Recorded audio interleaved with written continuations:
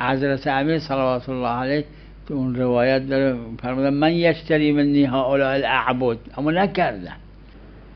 حق داشتن. بله 14 معصوم علیهم السلام اینا در طول خدای عزوجل مالک هستن، یعنی حق داره، اما نه تو کل عمرشون نکردن.